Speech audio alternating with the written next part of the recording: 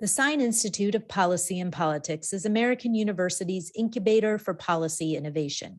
We convene leaders in the academic, public, private, nonprofit, and journalism sectors to engage and promote common ground and nonpartisan solutions. In an evolving world, we seize the opportunity to work on the nation's most pressing challenges through collaboration by experts and top scholars in their field with students in research and scholarship. As part of that goal, the Sine Institute leverages American University's location in our nation's capital, the nexus of government and a growing international business center. We connect diverse perspectives from around the country and around the world with our world-class academics and research, experienced practitioners, and the most politically active student body in the U.S. We stand apart through our focus on the role of business and the nonprofit community in public policy, the rise of the importance of economic regions in the United States, and international policy issues. Our focus is to make an immediate impact at the intersection of policy and politics that leads to real and lasting change. Thank you for joining us as we convene, communicate, and collaborate. Introducing Sine Institute Fellow 2022, Richard Fontaine. All right, good afternoon, everyone. Richard Fontaine, the 2022 Sine Institute Fellow and Chief Executive Officer of the Center for New American Security. This is a session in our series on national security and the crafting of it for today and tomorrow. And we've been focused on the chief forces that are driving today's world and how we should respond to them. Today's topic is the role of the National Security Council and the National Security Advisor, though we won't confine our conversation only to those areas and range a little bit more broadly. For today's session, I'm really pleased to have with us Tom Donilon.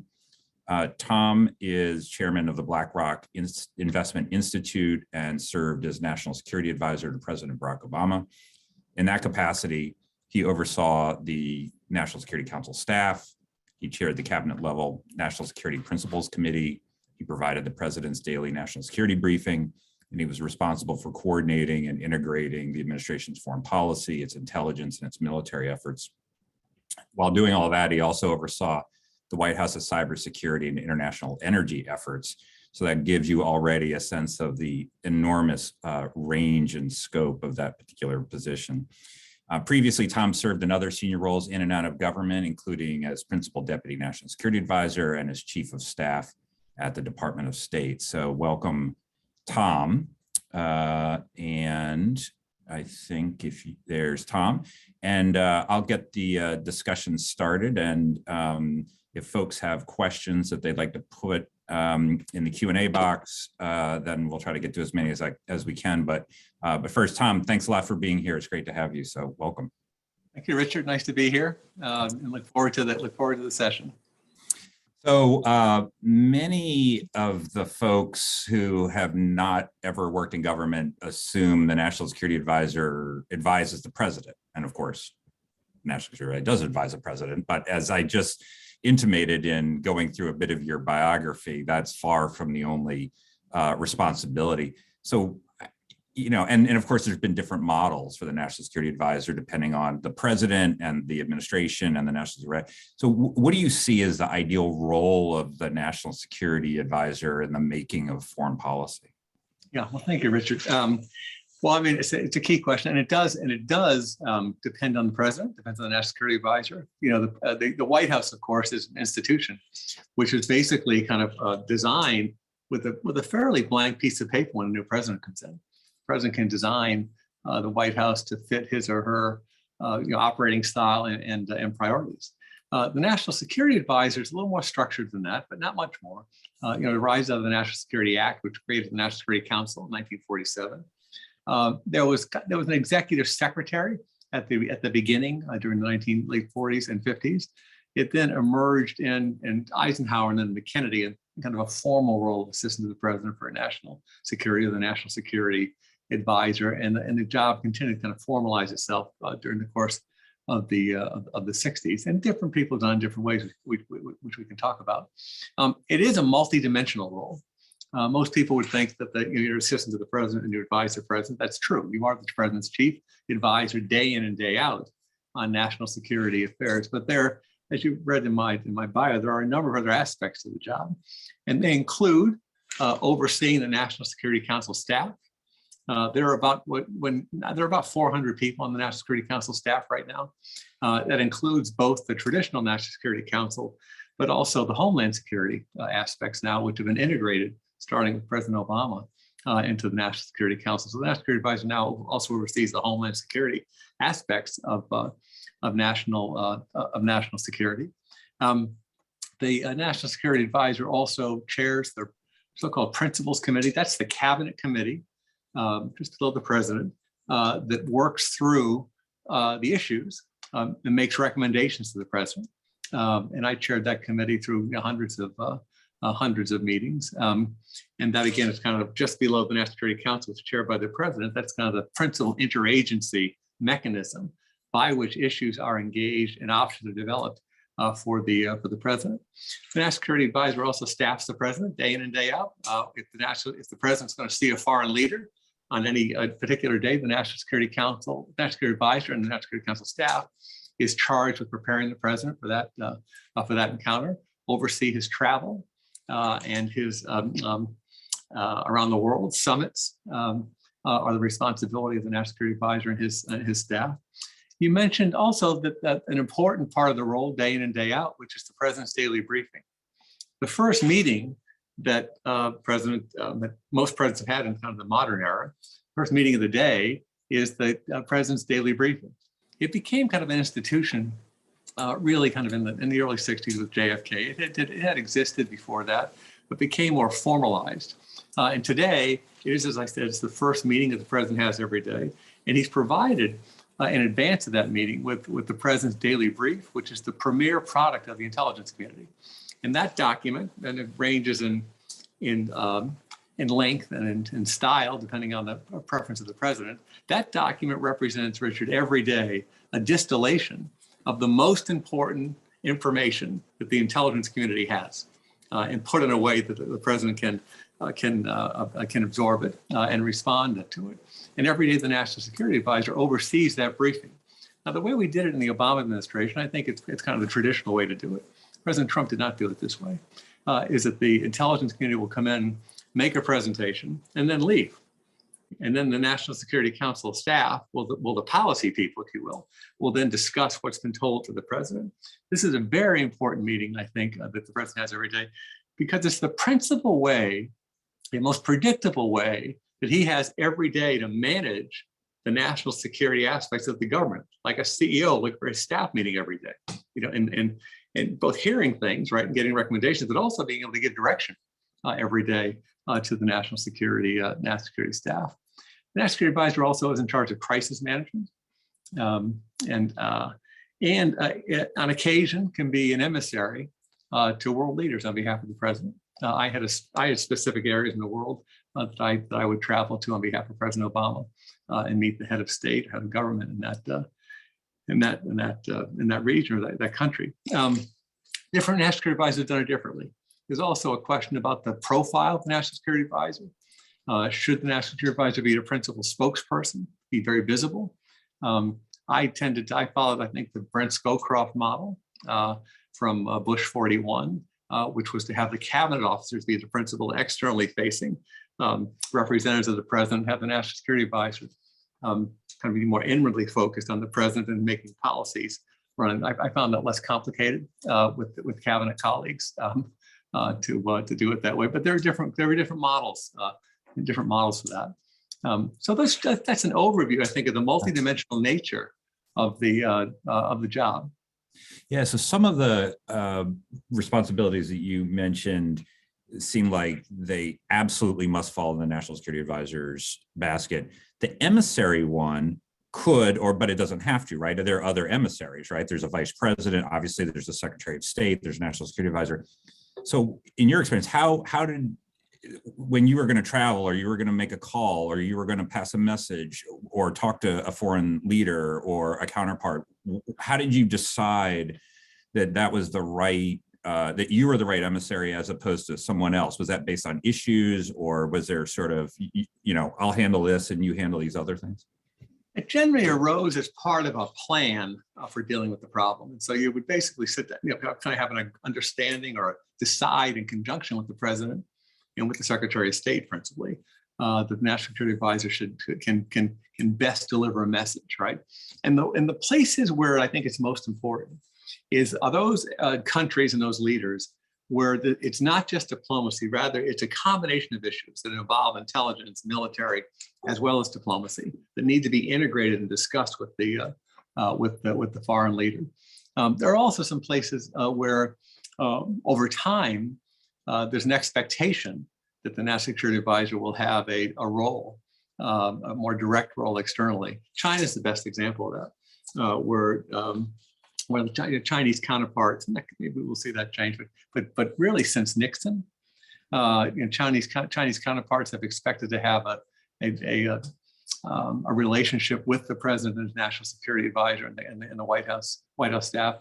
To some extent, that's the same for in the case of Israel, and some of them have historic reasons. But most of I think the analytical approach is that, or reason, is that they involve relationships that have the need to integrate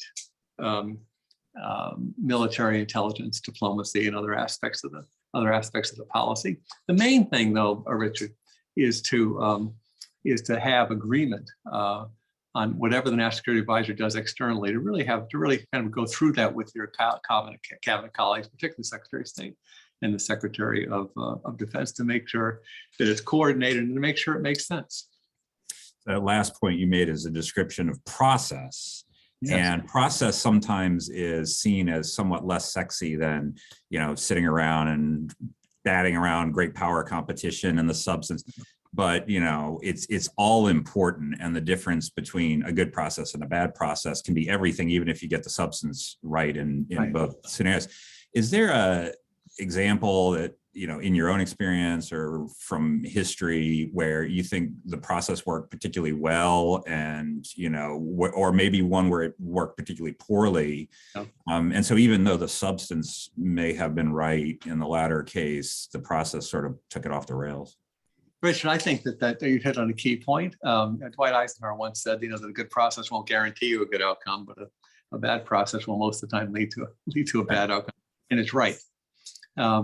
It's interesting. I say to folks, and I was kind of in my various government roles, that it's not even probably a majority of a percentage of success is developing the policy. You have to get the right policy. You need to have really good inputs. You need to have good, the right people. But at the end of the day, the process really matters if you're going to try to get to the right place. And also, we can get back to this. Implementation matters a lot. Implementation accountability. Which is where I think many times governments fall down. We've got the best idea. We've got a great policy here. We've had 25 meetings on it. We're done with our work. That's not the case. You're about a third done with your work, right? And then it comes implementation and accountability. On process, I think is absolutely critical. And the National Security Advisor is the keeper of the process.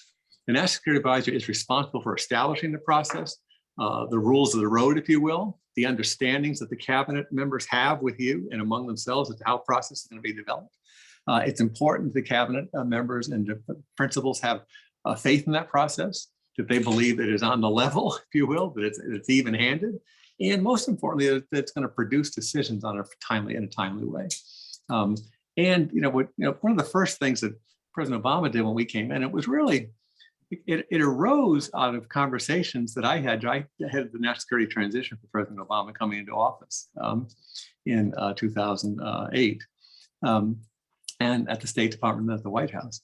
And our conversations with our predecessors really did focus on process, right? And the need to have that process, the National Security Council process, be the exclusive process by which policy was going to be made, and not to have a series of end runs, which will almost guarantee you bad outcomes. Now there are examples of this, and I think that on the negative side, and I don't think that my predecessors in the Bush 43 administration would disagree with this, that there was poor process around the decision to go to war in Iraq.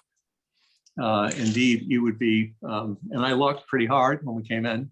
I think you'd be hard pressed to find the meeting or series of meetings where it was decided that these are the pros and these are the cons of going to war, and we should go to war in Iraq.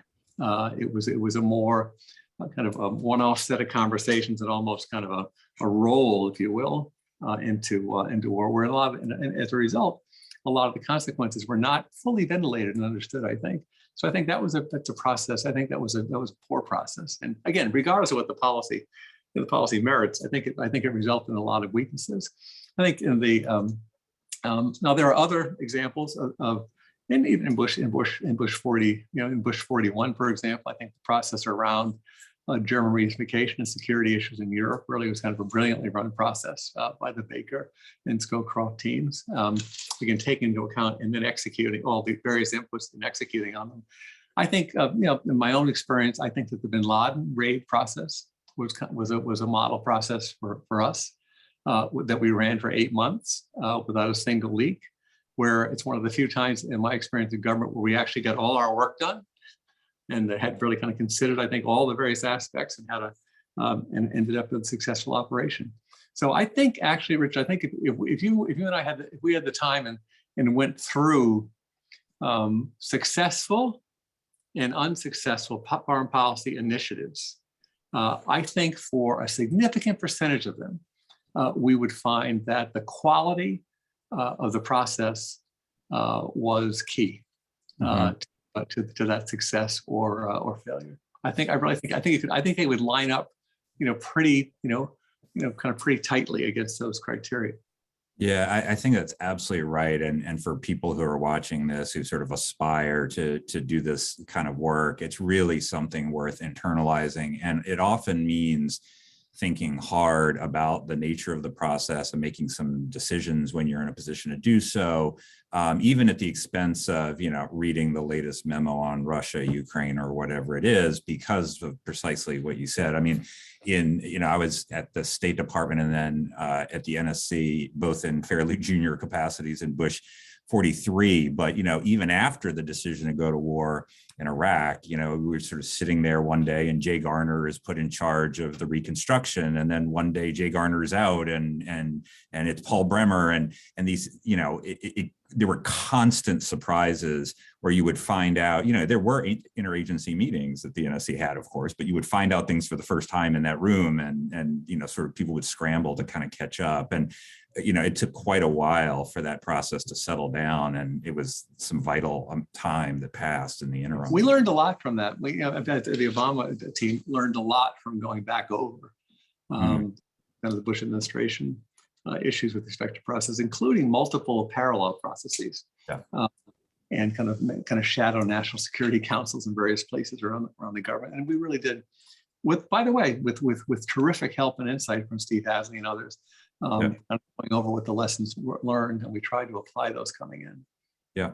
So one very controversial issue is how big the National Security Council staff should be. This seems to animate a million conversations in Washington. I mean, I way back in the day in the Bush 43, when I first got there, it was like 120 or something, and everybody was whining and gnashing their teeth that it was too big and saying, Brent never let it get above 80. And then they folded and then they established a Homeland Security Council, and now it's 400-ish or 350 or something like that. So, I mean, where do you come down on what the optimum size of the staff is? And maybe, more interesting might be, what's the optimum role of the staffers? Because, there's always this tension between getting operational and farming the operational implementation stuff out to the departments.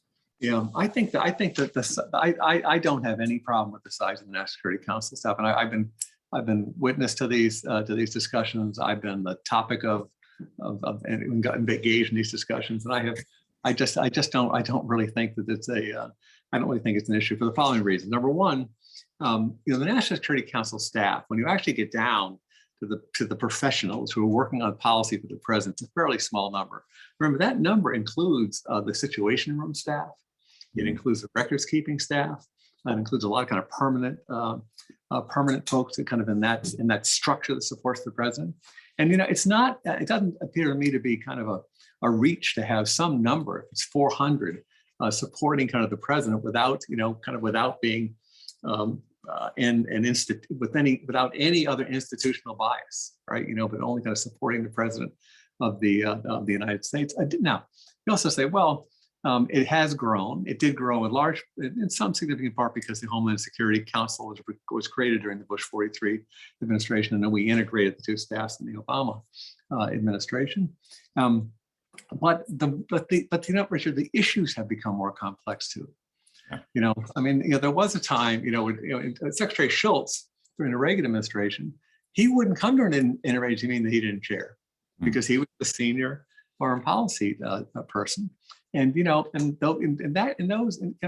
I think most of the issues could be decided in a meeting between the Secretary of State and Secretary of Defense, for example, right? That's not the case today. Take for example the Ukraine-Russia issue that's facing the country right now. You look at the multidimensional nature of that issue. It includes obviously diplomacy and it includes military issues and military assistance issues. It includes all manner of intelligence issues. It includes deep work that has to be done on sanctions and the design of sanctions to make sure that they actually accomplish the goals that you're trying to achieve, and you're conscious of knock-on effects that might come back on either the United States or on our allies. There's all manner of issues with respect to energy, and that with respect to the Ukraine-Russia issue in terms of, how do we backfill in Europe if the Russians decide to in any way diminish or cut off natural gas or oil supplies into Europe. There is homeland defense issues, including around cybersecurity. We know that if this were to go to a deeper and more intense conflict in Ukraine, that one of the ways that Russia does push back and has the capabilities pushing back is through cyber. So cyber defense and Department of Homeland Security and the FBI and other aspects of the government that deals with cybersecurity have to be engaged. So you get a sense there that if you're going to have a whole policy, it can't just be a couple of the top people in the government sitting down and having lunch, right? If you're going to get this done right, you are going to have an interagency process driven from the center. I also think, and this is not, not always agreed with, but I am, after now almost 40 years of 3 presidents, doing this, I don't really think you can drive a complex multidimensional policy except from the center. I think it's the institutional issues are too difficult. The priorities are too diffuse. And I really think that you have to have it. So I guess I think the size is fine. I think that the principal role is to staff the president and then run the interagency process. I do think that it's important to have a staff that is can drive kind of the development of policy. I do think at the end of the day that the implementation is best left to the agencies. Yeah. There's a question from someone watching. This is from Tyler Elatis, and I think I know your answer, but maybe not. He says, I know some politicians have expressed interest in making the National Security Advisor need to go through a confirmation process. Yes. What do you think of that? That's a really, I'll be politic about it. I don't think that's a good idea. That's what I suspected that was going to be your answer. You think about this, really, the President of the United States, given the complexity of the job we were just discussing, right? Given the pressures of the job, the President of the United States needs to have a staff around him or her that work directly with him and is not subject to kind of constant congressional inquiry. And I just think it's I'd say I don't know how you could guarantee, for example, that the president was day in and day out going to get the kind of unvarnished advice, and that the president was going to be able to interact, Richard, with these staff people in an open and honest way without having to constantly think about whether or not these folks were going to be have a subpoena the next day for their documents, or we're going to have to go to the Hill and testify as to what they advised the president that day. It just is, I think, it would be debilitating, frankly. And I've seen the proposals over the years, and I think they would be really damaging to the president, which the founding fathers intended to be the principal actor in foreign policy so that he or she could act in a unified way and with dispatch. And I think it would really undermine that function really badly. Additionally, it's also, having to go through confirmation, right? You have a whole different set of criteria and factors that you take into account when you nominate someone, as opposed to just being able to pick the person or people that you want working with you day in and day out in the White House. The other problem we have in the current system, I'll finish on this, is important, and this is a big problem in the government right now, in the United States government. You wouldn't have anybody there. That's exactly the time. We have now moved from 3 or 4 presidents ago, when you could be nominated and get confirmed and in your job in 3 or 4 months, to now, if you are in your job and working after 10 months, a year, that feels to me like kind of the average at this point. So you wouldn't have any, the president would be kind of working on his own without any staff. So I don't think it's workable. Yeah, and I think the National Security Advisor would probably be the juiciest hostage that any senator could salivate over putting a hold on to try to extract whatever pound of flesh that they would want. True. And also, when you confirm by the Senate, you do have the obligation to go up and subject yourself to oversight in the Senate. And that kind of, the last thing I'll say about this is, this job is a hard job. And it takes tremendous focus, and to have to at the same time also be subject to kind of going up and kind of testifying on a regular basis on the Hill. I don't think it's consistent with kind of high performance in the job. Let me ask you about that. So one of the questions that our Sine fellows, some of the students at American University, really wanted to ask is, what's a day like for the National Security Advisor? If I recall correctly, when President Obama was sort of lauding you in the Rose Garden at your press conference, you walked outside and said something to the effect of, "Oh, that's what the sunlight looks like," and made a joke that I know resonated with anyone who's ever worked in government. But a National Security Advisor is a uniquely difficult and time-consuming and everything role. So, what was the day-to-day like for you when you were in the job? Yeah, well, the first thing that you do is you do prepare for the President's Daily Briefing every day, and that is really driven in significant part by the President's schedule. So Steve Hadley and Condi Rice, had a president who began in the office at 7 o'clock in the morning. I had a president who began around 9 o'clock in the morning, and there's a big difference in terms of what time you have to get up. But it takes hours of preparation. When I tell folks that when we went into the Oval Office to brief the president, that we were representing 330 million Americans every day, and we needed to bring our best efforts every single day of the week. So that initial preparation to go in and see the president every day and present that briefing is the way you began your day, and it was an important part of your day. That's the window that the president has on what's going on in the world at the beginning of each day, and you're responsible for presenting that. So that begins your day. You then kind of move through the day in terms of policy development, and that's typically kind of chairing principals committee meetings and working with your colleagues.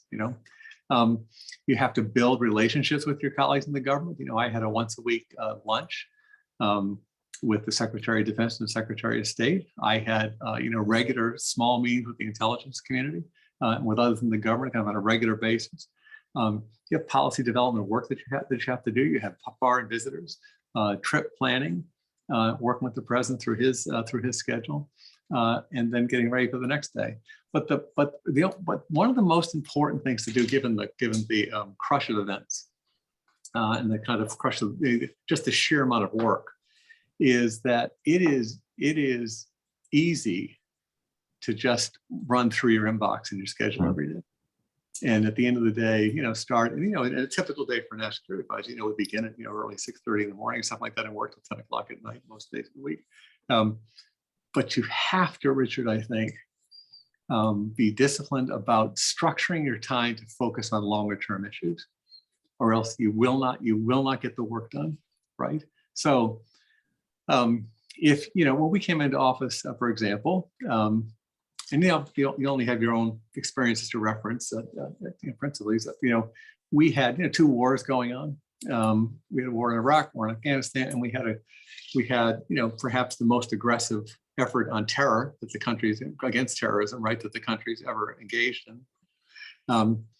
But we also had a number of other issues, right, that were out there, including kind of our desire to rebalance our efforts to Asia, to engage the Iran nuclear program, which we started to do from the first quarter of 2009, that led up to the deal in 2015. That wouldn't get done if you didn't say to yourself, if you didn't really carve out consciously time away from the absolutely urgent things every day to spend time building policy for those important things that would pay off later. That's structuring time for longer term projects, and the projects which may not be the urgent project that singular day is really important. Otherwise, you won't get to it. Yes, I wanted to ask you about how to do that effectively, because it's obviously a very difficult thing to do. And, if we take the case in point of, it's been Russia for our government since November, even while the stated priority of the administration, of course, is China and the Indo-Pacific. And the reality is they're both important, but they're important on different timelines. And you can see how much labor has been going into managing the Russia-Ukraine crisis. So, in addition to sort of blocking your own time, how do you get the system to focus when you've got a crisis, as we've had here now, that's gone on for a couple of months? Yeah, so it's important. Well, it is important to kind of structure the time, and no matter what else is going on, to say, no week will go by that we don't make progress on X. And you have to really kind of, and you will not want to go to work on X when it appears on your schedule, but you have to do it. And the second thing, of course, this is kind of classic management, and government policymakers are not great at this. Government policymakers are typically not great purposeful managers. It's kind of not what you do as an academic or or working in a think tank. It's not, unless you run a think tank, you have to manage a large organization by virtue of your position as Sine. But that's not the typical role of a policymaker outside the government, right, or a policy thinker, right? But you have to purposely manage the government, and by that I mean you have to kind of give clear instruction as to priorities, have accountability, and you have to be able to leverage yourself.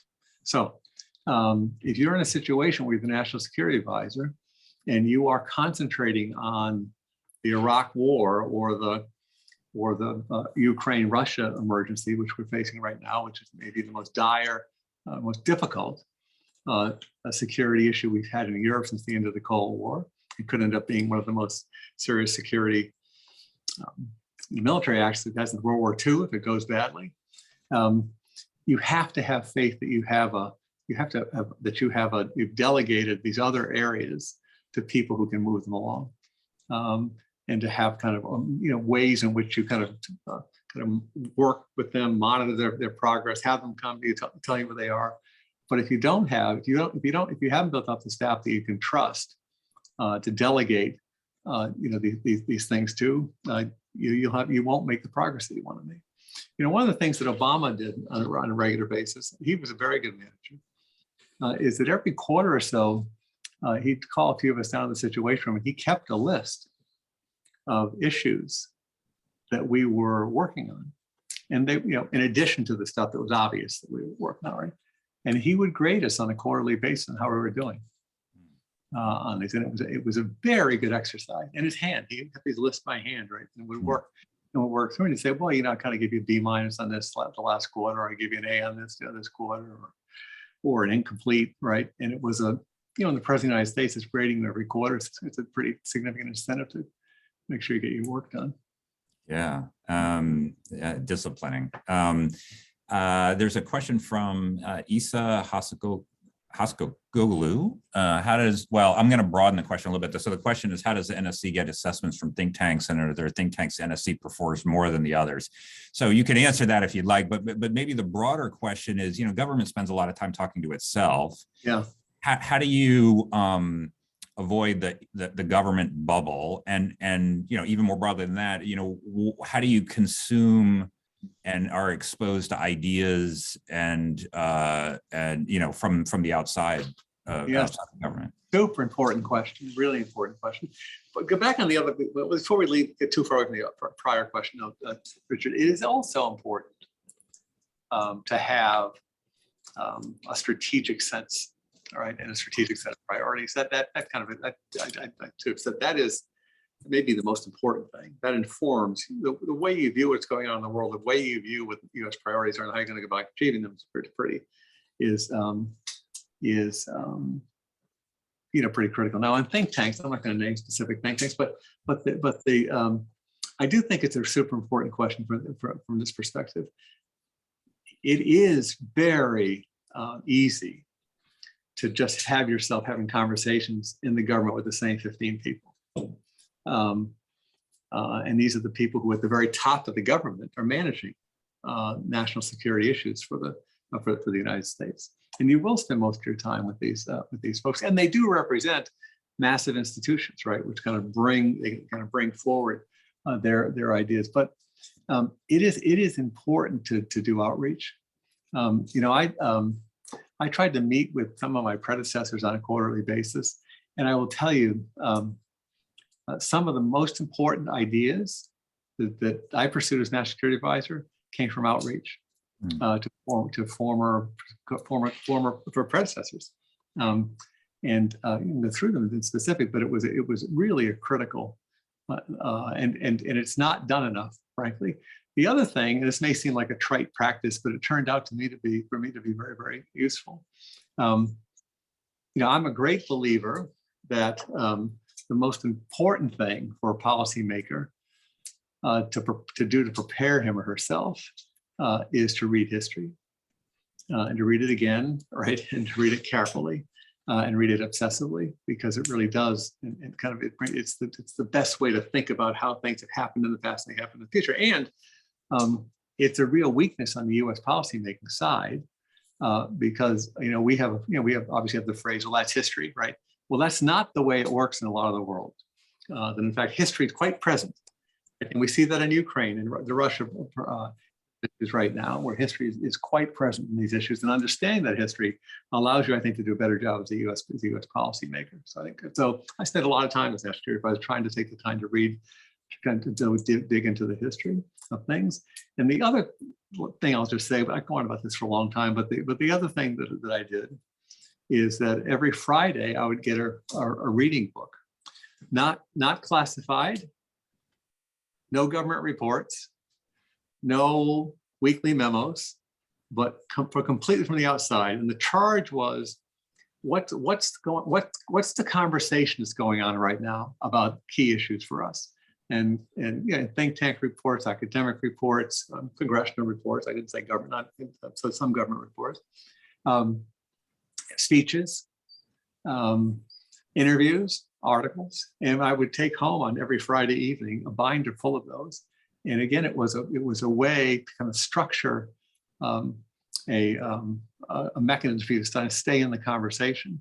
We've mentioned Kissinger earlier. This last thing I'll say about this, but is that, Kissinger, I think, once said, I won't get it exactly right, but something like, you go into these jobs with a bank account, right, and you're basically, you're just living off the interest, right? You really can't build up your principal anymore, right, because you're so busy.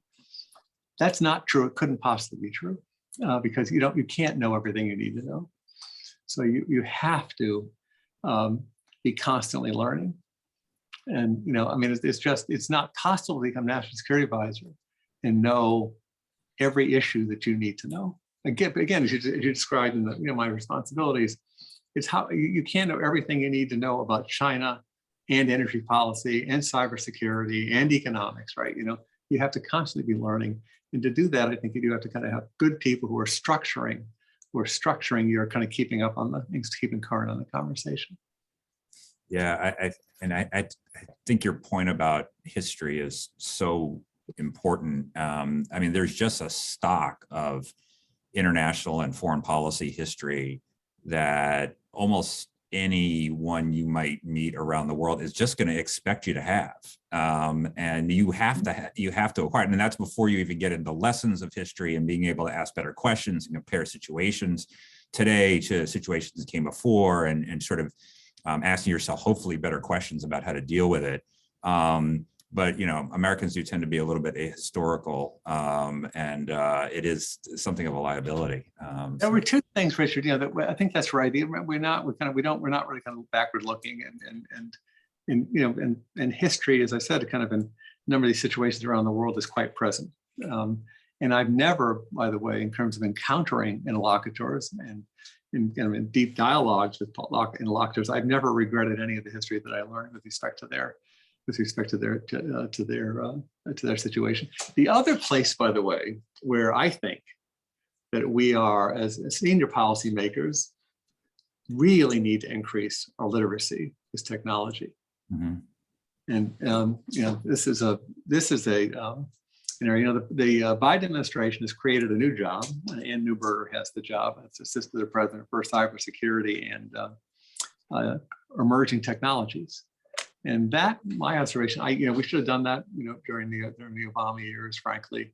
And you have the most senior people in the policy world can be quite unfamiliar with technology and the language of technology, and don't really have a facility and technological issues. And so many of the foreign policy, national security issues that we face today have a technology aspect to them or a technology nexus, don't you think? I mean, it really is. It's a really serious weakness at the top of the house in national security, I think. Yeah, I mean, if I had sort of a nickel for every time someone said, "Well, I don't really get that Facebook stuff, but my grandkids seem to be on it all the time," or they like that TikTok thing, and it's kind of like technology is too important to be left to the technologists at this point. It's not just another set of issues in foreign policy. It's a key vector of competition. It's a key element of our own strength or lack thereof. I mean, this is now the stuff of international relations in a way that other issues just are not. And it would be, in a way, I think, akin to a national security advisor in the 1970s walking in the Situation Room and say, "Well, I don't know how a nuclear weapon's built. I leave that to the engineers, but I'm sure they're doing fine." I mean, it just was not. You had to understand conceptually what was at issue, because what was at issue was driving so much of the rest of the agenda. So yeah, I totally agree with you. Yeah. So let me. I want to ask you just a couple substantive questions. So you're talking so much about the role and things like that, and then maybe wrap up with a couple of questions that our students sort of put forward. But so you just had a very important piece in Foreign Affairs on drone defense. So what spurred this, and what's at issue here that you think we need to be thinking about? Yeah, well, it's another technology area, right? Yeah. And I've been worried about this for a while now. So you look internationally, Richard, and drones have become an integral part of most of the military arsenals in dozens of countries around the world. And you see drones at play as principal parts of military action all over the world, in the Middle East and elsewhere, right? Where drone technology is a key part of the arsenal. And we think and in the U.S. kind of led this effort beginning in the early 2000s to arm its unmanned aerial vehicles, and they become kind of an essential part of a lot of war activities. And they're about to become an even more essential part when you combine those technologies with artificial intelligence and other technologies. So we think about them, Richard, principally in the military in war context, right? War zone context, right? And the purpose of this piece was to try to point out the fact that there's a domestic threat emerging, that we really haven't had a conversation about, because we are on the verge in the United States, and this is going to be tremendous, by the way, in terms of positives for the country, but we are on the verge in the United States of having hundreds of thousands of drones in our skies, doing all manner of things, whether it be surveilling our border or delivering our packages, right? And that presents a set of security threats that we should think about now. When the internet was designed, there wasn't a lot of thought about the security aspect of the internet. The thought was about maximum collaboration, right? And we didn't kind of build in security from the beginning in the internet, and we are paying for that today. As we're paying constant catch up on cybersecurity, we could be making the same mistake on drones. A drone is a potential weapon. It's been used, by the way, in several parts of the world, right, as a assassination technique, sort of in Venezuela, sort of in Iraq recently. It can carry unconventional weapons as well as conventional weapons. It can target places, individuals, right, quite tightly. They also have kind of a tremendous kind of persistence capabilities. That is, they can stay over a target for a long time, see a pattern of life. They're becoming super miniaturized, so they present real privacy concerns for Americans, I think. And all those aspects are not really being discussed. I proposed a number of things in the article, including tightening licensing, but also geofencing, using technology to kind of fence off sensitive areas in the country. I proposed working on a proposal from some other folks about kind of counter drone technologies around critical infrastructure in the United States. And I wanted to put it out there and have a kind of a semi-comprehensive plan to deal with it, because it's one of those things where we won't act unless we kind of really think about it until after something happens. Yeah, That's it. You just see it, right? And having seen what drone technology can do in the war zone, right? You have to say to yourself, if I can imagine what it could do here, I should anticipate it, right? And try to deal with it as best I can through policy and technology, like geofencing. Yeah. I'm sorry going on about that, but no, that's great. And it's a technology problem we're not facing up to. No, and I commend, this is a foreign affairs article, and I commend it to everybody who's watching this. In a way, there was a foreign affairs article that Ash Carter and Phil Zelikow and maybe one other person wrote in, I think, 1999 about the threat of catastrophic terrorism. And to go back and read it now is just mind-blowing, because it is so prescient. And they were sort of making the same broad argument, which is we got to think about this possibility now, not after we have an act that we wish had never occurred that forces us into this conversation. So anyway, I commend this article to everybody who's watching this. So maybe a broad question about China. So there's obviously a lot of discussion about what the objective of our policy toward China should be. Are we trying to transform China into a more liberal power or a responsible stakeholder? Are we trying to contain China? Are we trying to coexist with China? What is it that is really at issue? And how do you think about the nature of the China challenge? Yeah, well, I think it's I don't know if the United States has really ever had a challenge quite like it, right? In terms of the all the dimensions of the challenge first. Second, we have moved over the last half decade or so into a kind of a starkly competitive posture towards China, and that there aren't a lot of similarities between Joe Biden and Donald Trump, right? And there are profound policy differences between the two presidents. But one area where there has been some continuity has been with respect to the striking competitive posture towards China, and that ensures that or kind of demands that we undertake a number of things in order to compete, keep our competitive edge, but also, I think, to ensure that our interests are protected globally, but in the Western Pacific specifically. And you start, I think, with investing at home. The United States has, I think, kind of fell behind with respect to the kinds of investments that we need to make in terms of basic research and development and keeping our edge in certain areas. And I think we have legislation pending on the Hill right now, quite significant legislation that's aimed towards reviving, reinvigorating basic research and development in the United States, but also quite specifically focused on semiconductor research and development, also semiconductor manufacturing. That's the kind of thing I think the United States needs to look at in order to maintain its leadership in the technological area, which has been, by the way, if you think about it, the benefits the United States has gotten being a technological leader over the last 3/4 of a century are tremendous in terms of our security and prosperity. And it's obviously important for us to maintain that.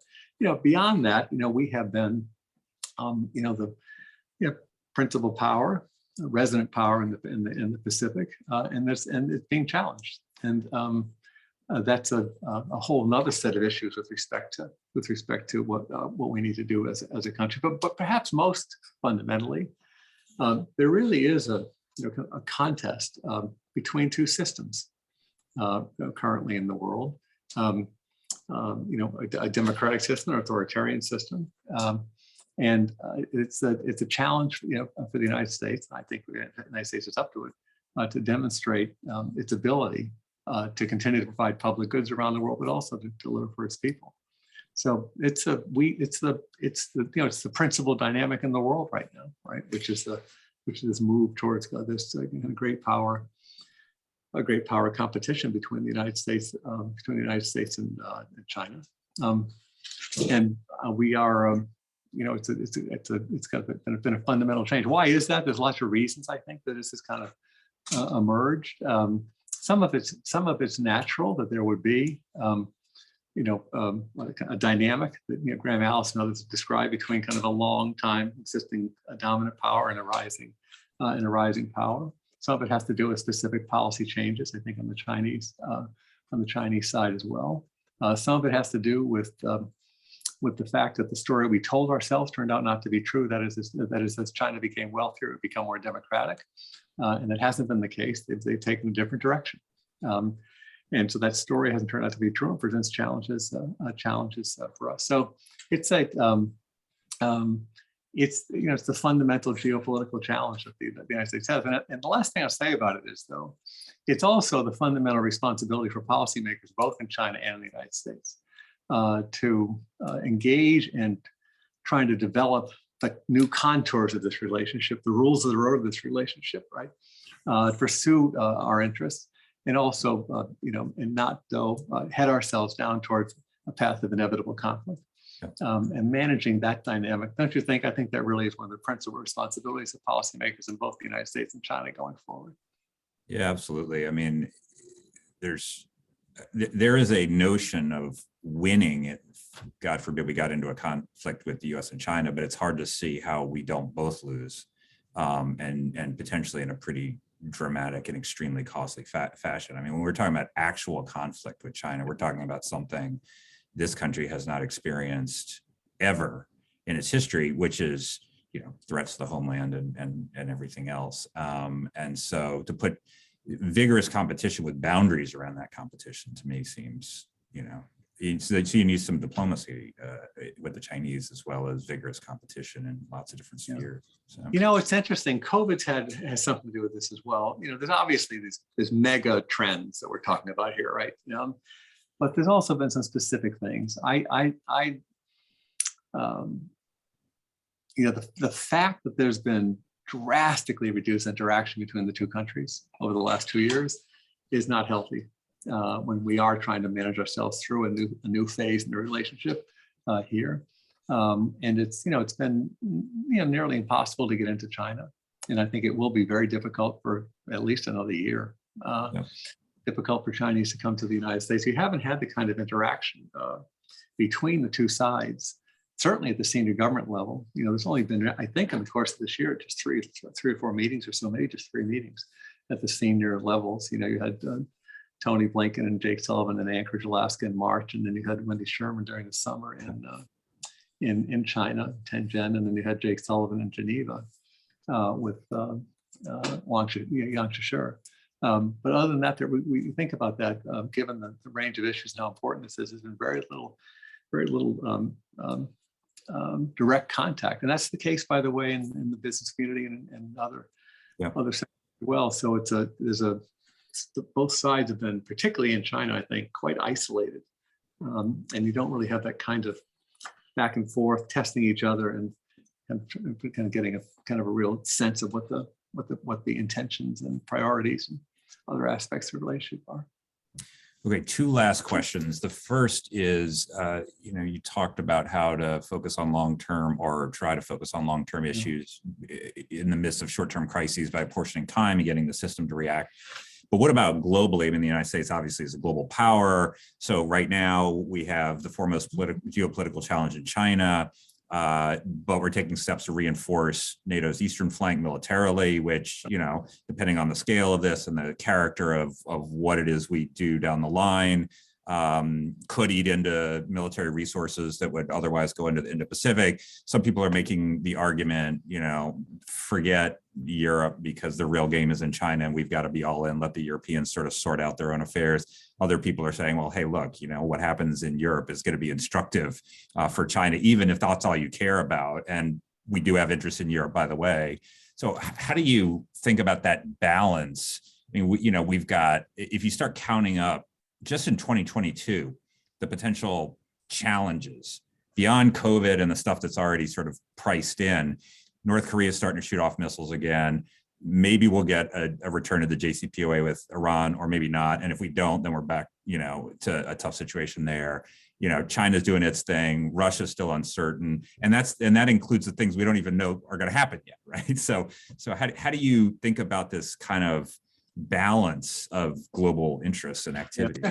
Well, I mean, the United States is a global power and doesn't really have the luxury of kind of stepping back, right, from to concentrate on just one thing at a time. By the way, the thing that it should be its highest priority is domestic renewal and the health of our own democracy. That is. If I were a national security advisor, that would certainly be my advice to the president, right? Which is basically a strong economic recovery in the United States and addressing our own issues. Really, is kind of the sine qua non of the United States being able to act effectively on the international stage. It's kind of the first point. The second is that you can't hide from your responsibilities around the world, and certainly I don't think that Europe is not an optional priority for the United States. Indeed, at the end of the day, it will be an important part of any effort by the United States to engage in effective competition with China, economically and technologically, and we obviously have deep obligations and investment in Europe, so it can't be ignored. These are things that a country like ours has to undertake, but as we discussed earlier, at the same time, not at the expense of making progress constantly with on our priorities in Asia and elsewhere. I will tell you two quick things on this though. There are discussions about what's the interaction between how the United States deals with the Ukraine-Russia issue and our priorities and challenges in Asia, in particular Taiwan, for example. I think that they are kind of they're independent problems. There may be some analysis as to kind of U.S. approach, but at the end of the day, don't you think there are so many independent variables? I mean, Ukraine is not the Western Pacific, and it's not Taiwan. So I think it's a little too facile to kind of compare them. But there is a dynamic here that is important, right? And that is the increasing closeness strategically of China and Russia. which is a discussion that we could spend a lot of time on. I think that is the dynamic, I think, that is important, obviously, for U.S. strategists to address. Yeah, absolutely. Okay, last question. And this, again, came to us from the students who are watching this. So what should young people who seek a foreign policy career do to stand out in the field? Now, you mentioned a couple of issues that focus on history, technology, but issues to focus on, experiences to have. I guess, how do they become you is basically kind of the... Well, I had an unusual path towards the national security advisor job. I didn't start out in national security or foreign policy. I started out in politics, really, working for President Carter in the 1970s, and kind of made a turn in the 80s towards national security. I guess my best advice would be this: I do think that reading history is really important, and it will help you stand out, I think. Good writing is one of the kind of tried and tested true ways for a policymaker or a kind of a potential policymaker to get noticed. It is rare, too rare, I think, right? Having hired hundreds of lawyers in the course of my a person who can communicate effectively in writing will stand out, and you can get really good at it by practice. So I would really underscore that. But the most important thing, I think, Richard, is this: if you have a policy interest, work on it, study it.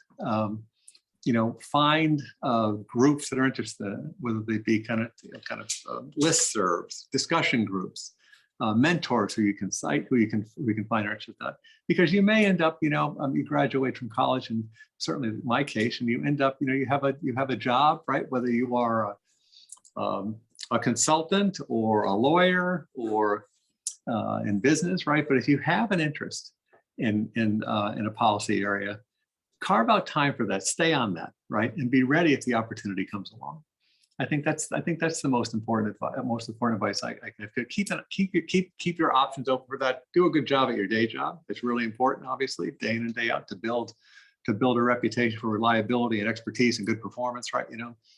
But if there are areas that really, really interest you, study them, stay on top of it, and look for an opportunity, and be ready when that opportunity comes along to take a chance and to step into it. That's great. Well, Tom, thank you so much for joining us today and sharing your insights and experiences and wisdom and everything else. We really appreciate it. Thanks to everybody who tuned in to watch this, and those who will once this is posted and so forth. But thank you, Tom, again, from all of us for joining. And we really benefited from your talk here today. So appreciate it very much. Thank you, Richard. Thanks, everybody. Have a good day. Bye-bye. Bye.